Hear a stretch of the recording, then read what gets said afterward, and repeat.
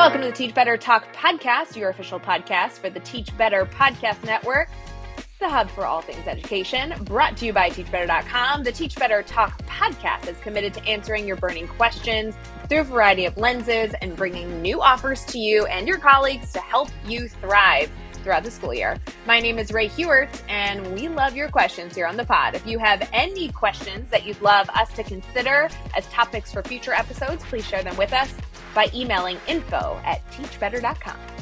Thanks for popping on the pod here, friends. We are doing a new element of our Teach Better Talk podcast by featuring a new blog over at teachbetter.com/blogs.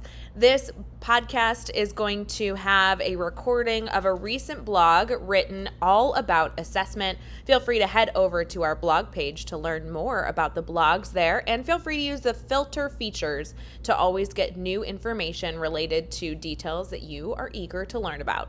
Let's dive in. Refocus your assessment, grading and feedback for understanding. Educators, it's 2024, and wow, the last few years have been a wild ride for all of us. We've navigated a global pandemic, unprecedented shifts in our profession, and the reimagining of what learning looks like in our classrooms. If you're like me, these past few years have stretched you in ways you couldn't have imagined, both personally and professionally. But you know what? We've also been given a rare opportunity, one where we can rise from the ashes, Phoenix style, and re-examine everything we've ever done. And one area that needs serious attention: grading and feedback. The pandemic forced us to make rapid changes. No more grading for compliance. In many districts, we shifted away from traditional grading to a feedback-based system. At the time, most educators weren't ready, and while none of us would have chosen to start the conversation this way, it pushed us toward a path we needed to be on. Because friends, let's be real. Grading as we've always done it, it needs to change. Feedback and assessment must evolve. The days of optional growth in this area are behind us. There are so many things to consider as we rethink grading for understanding. Motivation, communication with families, effective feedback. There's a laundry list of questions. And while I can't tackle all of them in one blog, I can address a few key ones that keep popping up. But how do I keep students motivated if the work isn't worth anything? Here's the thing. This question isn't really about grading at all. It's about the value of the work itself. If the only reason students complete something is because it's worth points, that should tell us something about the task. Is it really meaningful? If an assignment's value is tied to points rather than the learning it offers, why are we assigning it in the first place? Let's shift our thinking here. Instead of seeing them as assignments, let's talk about learning experiences. What skills are students engaging with? How does this experience help them practice, grow, or demonstrate their understanding?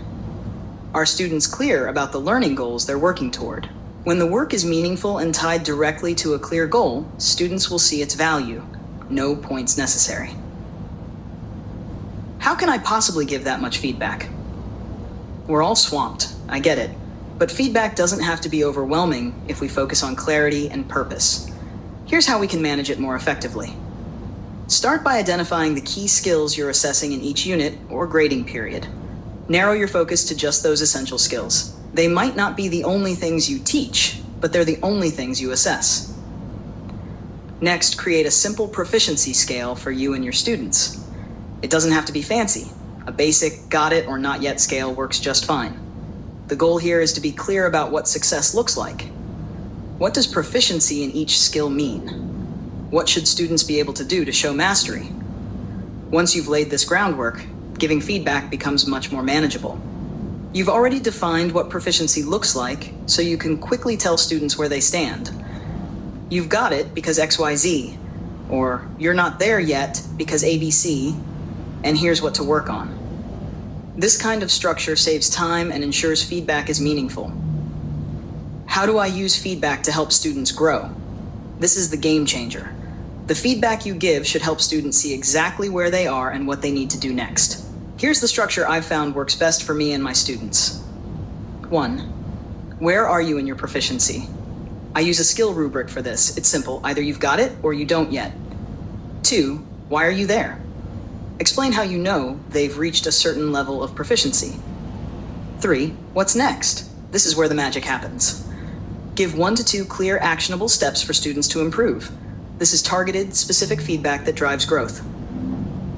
This system works because I'm consistent with it, and students know what to expect. Plus, I allow for reassessments. Students are motivated to use my feedback because they know they'll have the chance to show improvement and grow in their skills.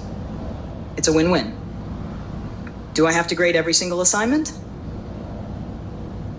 Nope. It's time to rethink what we're assigning and how we're assessing it. Not every task requires written feedback. Sometimes verbal feedback or quick conferencing is enough. And don't forget the tech tools at your disposal. There are amazing options for giving quick audio feedback on student work. Seriously, check out those Google add-ons. The key here is to refocus. Make sure what you're assigning is truly worthwhile. If it is, then give meaningful feedback. If it's not, maybe it's time to rethink whether that task needs to exist at all. We've been given an incredible chance to reimagine what assessment and grading look like in our classrooms. Let's not waste it. Now is the time to align our assessment practices with our values, focusing on student growth, not compliance, and making grading a tool for learning, not just a way to sort and rank students. Together, let's use this moment to grade better. The future of our classrooms depends on it.